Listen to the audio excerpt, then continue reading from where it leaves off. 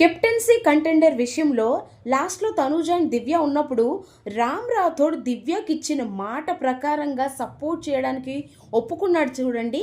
అది మాత్రం హైలైట్ అని చెప్పాలి.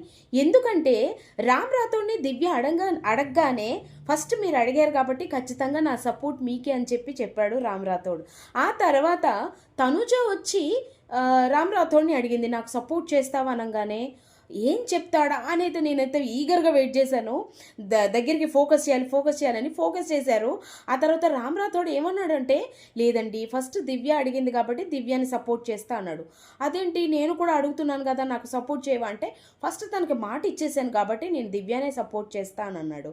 ఆ తర్వాత తనుజ వెంటనే ఒకవేళ ముగ్గురుండుంటే ఖచ్చితంగా నేను భరణి గారికి సపోర్ట్ చేస్తా, ఇద్దరుంటే మాత్రం దివ్యకి చేస్తావా అంటే అవును అన్నాడు. ఎలా హెడ్ నోడ్ చేశాడంటే నా మాట ఖాయం, లైక్ నా మాట శాసనం అన్నట్టుగా అబ్బాయి హెడ్ నోడ్ చేసే విధానం మాత్రం నిజంగా నాకు వావ్ అనిపించింది.